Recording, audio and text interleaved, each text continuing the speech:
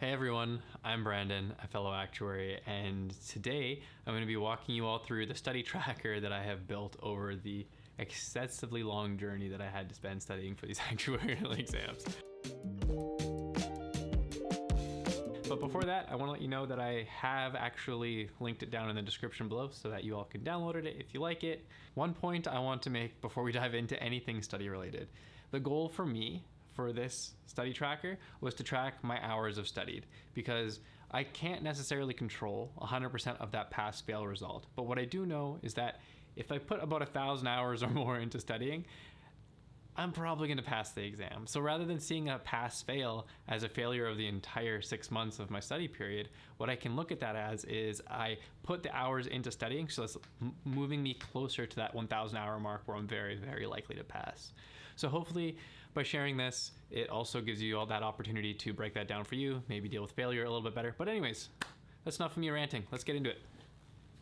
Welcome to the upstairs. I'm actually going to be walking through two parts of tracking. The first one being study tracking, and the second one being practice problem tracking. So let's dive right into it. There are 9 tabs, and I'll be walking through each one of those once you've got that downloaded.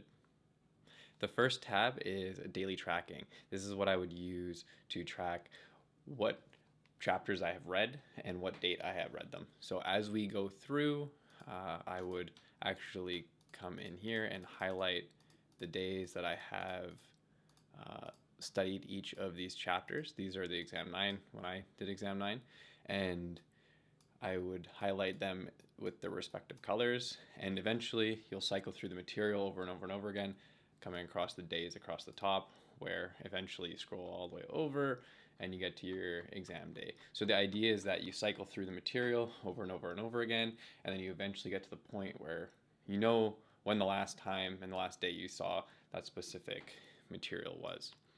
The colors specifically would actually refer to the study tracker here, where it, as you go through each chapter, for example, the red section would be highlighting and reading the material, reading the summary, writing a summary, and typing up notes. So as I go through that, I would slowly make my way through, just highlighting that, filling that out. Basically like a loading bar, probably the longest loading bar of your life, but nonetheless, a loading bar. And those colors would actually correspond directly to these colors. So maybe flashcards would be here, writing up flashcards, for example, and then going through practice problems and so on as we work our way down, right? And then you end up with cycles, and you want to try to get through the material a few times there. All right, so this third tab, a little bit more cumbersome, however, just bear with me. We've got date along the left, type, actual hours, and expected hours. This is going all the way to the exam date. Type refers to your colors. This would be the 6 colors. You can categorize these however you want, but for now I have them as typing out notes, reading through the notes, highlighting them, typing out flashcards, first pass through material using maybe the cookbooks, second pass through material, exam attempts, and then final exam. What we would actually do is we would write down our expected number of hours we'd expect to study. Maybe this would be overkill, 5 hours on a weekday.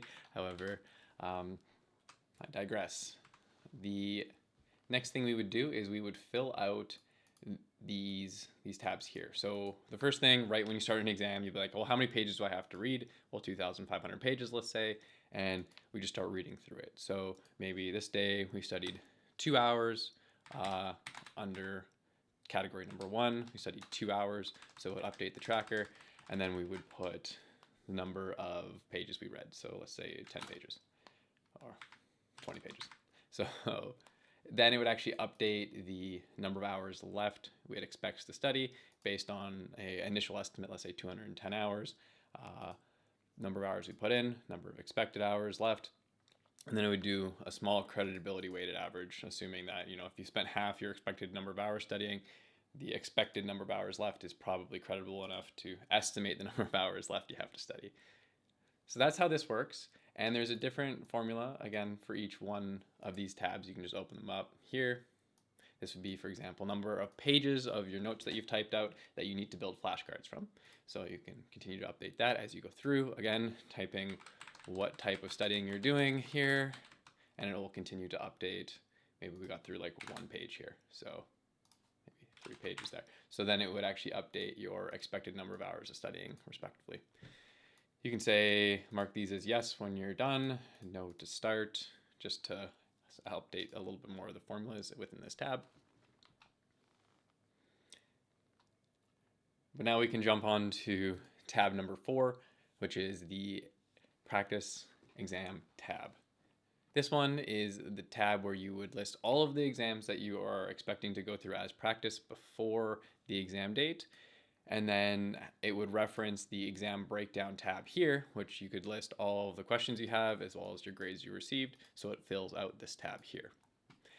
This tab is the grade that you got on the exam. Right now it's saying like if there's an error, if you don't have any exam information right now, it's just going to grab the model fit. So your expected grade. You can adjust the expected grade below. I'll explain that in a little bit. But yeah, listing all the exams you expect to do, list all the types of exams you expect to do. It'll fill out automatically. Make sure you follow this naming convention where C is crystal clear, TIA is the Infinite Actuary, BA is Battle Axe, and so on. You'll kind of make the connection with the type of exam and so on, how the model fit actually references it if you follow the formula.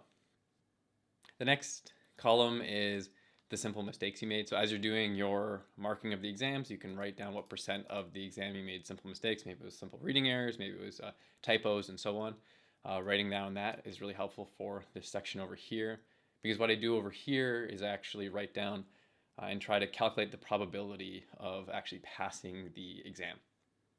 The first thing and the first one calculation I do is actually grabbing the standard deviation of the exams that I have written.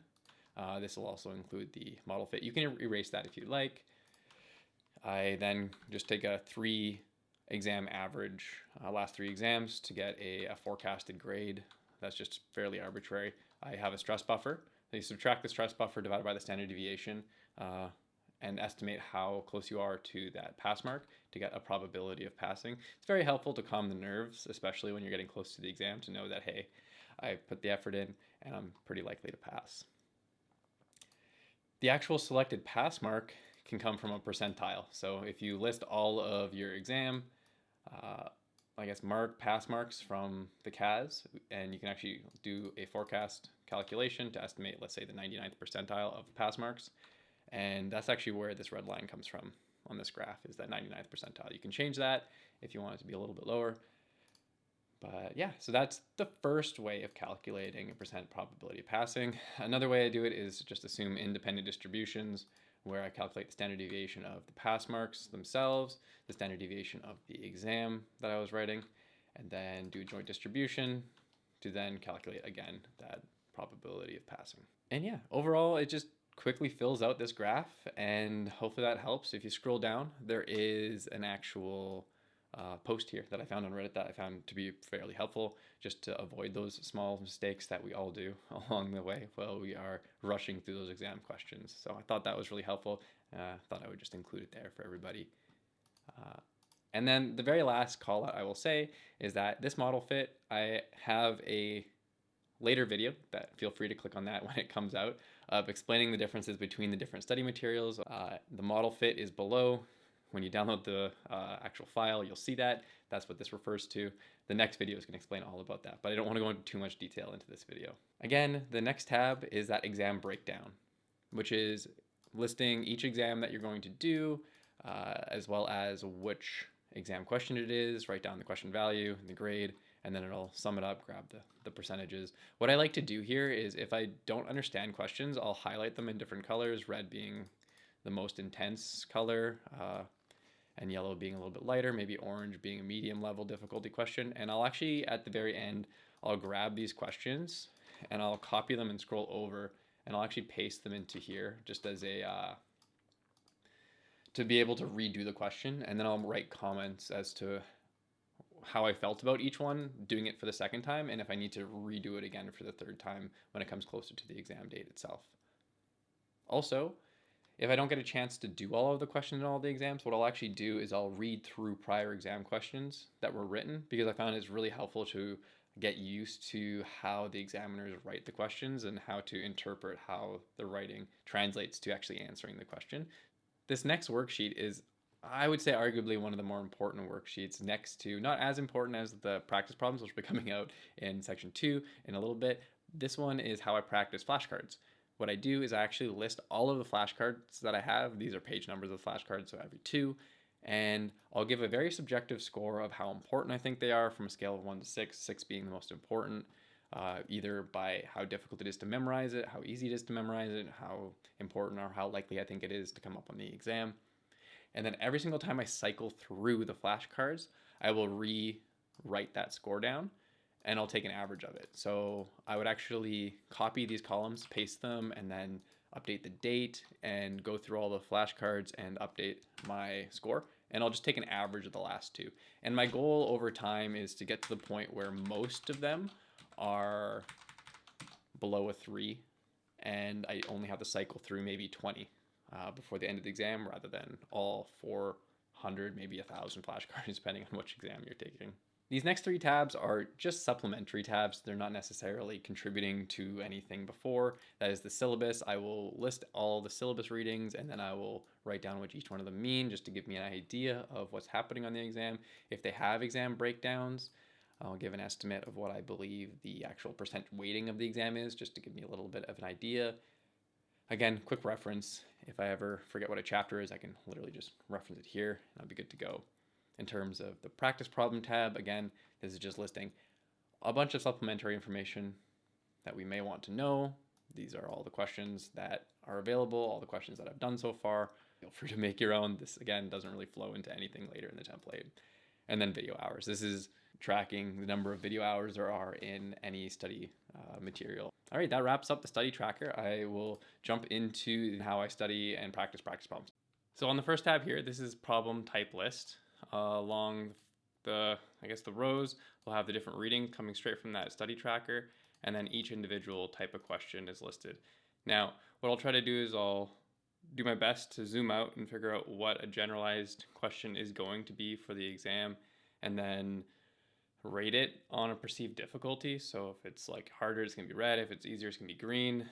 I only make it light green, for example, if I think I have a 100% chance of getting that question right every single time it comes up. Now I'm unlikely to provide the problem tracking in the download because each one of these is set up individually for each exam attempt, and I'd rather just walk through how I track it, and then you guys can all build yours from ground up yourselves. So jumping into the second tab, problem tracking. This again has all of those readings and then every single practice type itself. And then I'll list out common errors for the different practice types that I have along the way.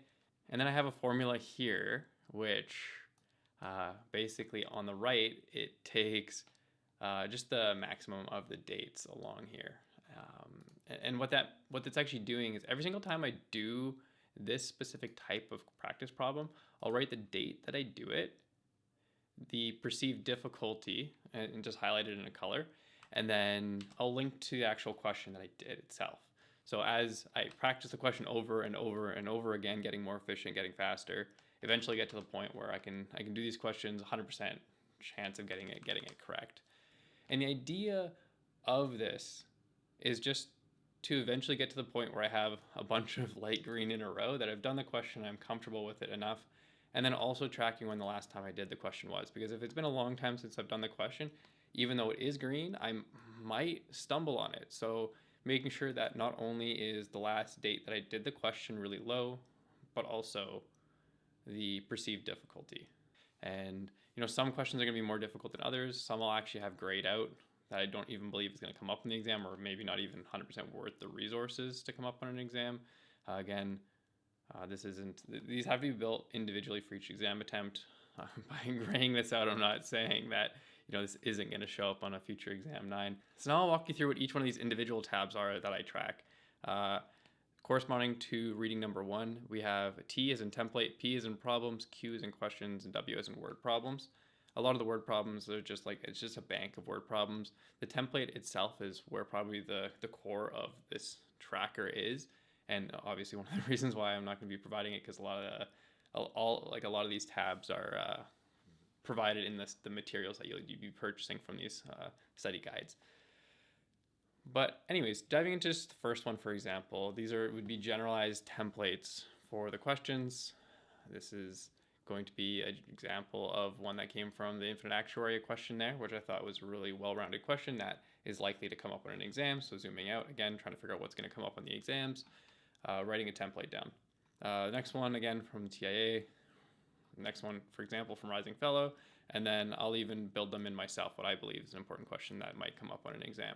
So I'll walk you through this one just as an example of how I actually track it over time. So damage function, scrolling over. For me, this question was very easy right off the bat, so I didn't necessarily need to practice it a bunch. But if we zoom in, we'll actually see this is coming straight from the 2017 exam 8, question number 20. So these types of questions would definitely come up in the exam, so it's worth knowing them and getting this down to like a green setting. And then, yeah, lastly, I just track common errors. So this is something I do at the very, very end. I'll say, okay, what are the common errors that come up from this exam question type? And what's a really important thing to know?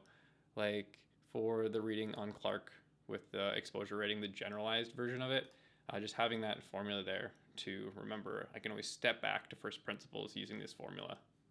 And then another piece that I do at the very end is as I'm going through the questions, I'll highlight which ones I think are very good questions to redo, and I'll highlight them so that maybe a week before the exam I can redo these questions just to confirm that I fully have a well-rounded understanding of these questions.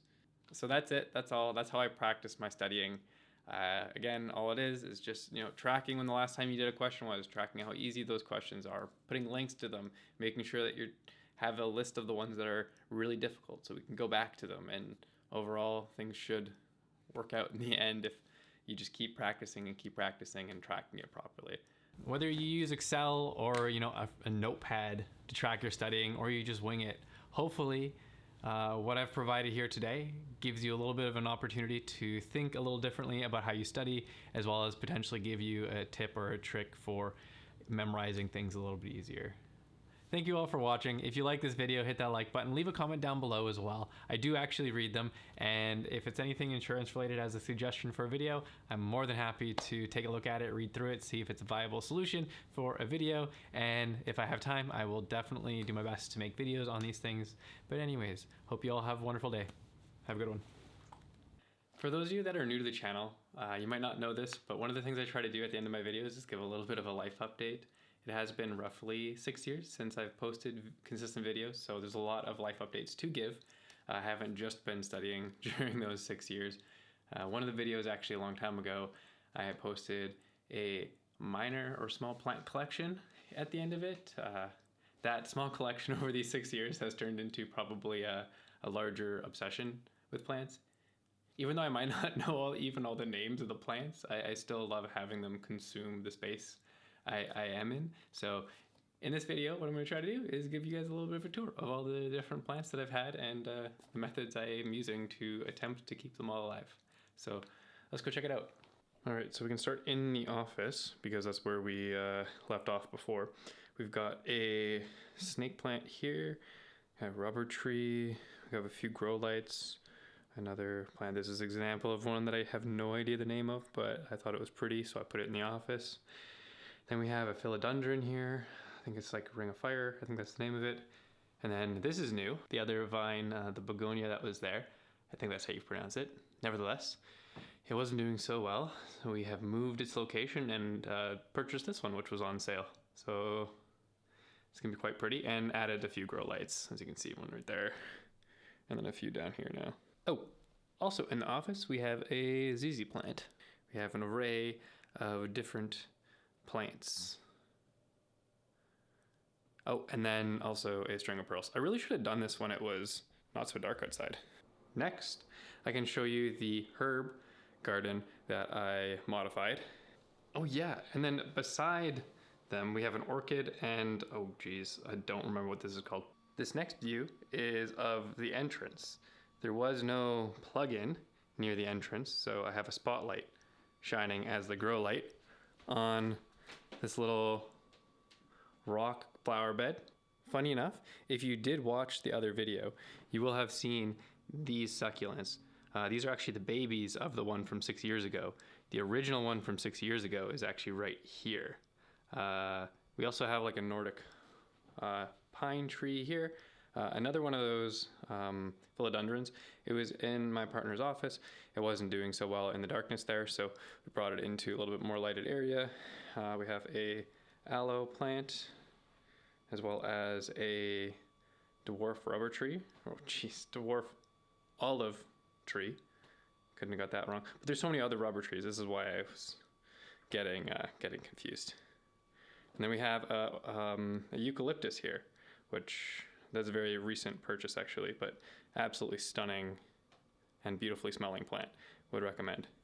If you zoom in, we can see the desert rose back there. This is a new one because the other one has since passed away, which is quite sad. And then lastly, bam, is the palm corner, which again has grow lights because this is a back corner and it's palm trees, so they need light. Well, that's pretty much everything. There's a few more everywhere scattered around the house, but that's probably enough for today.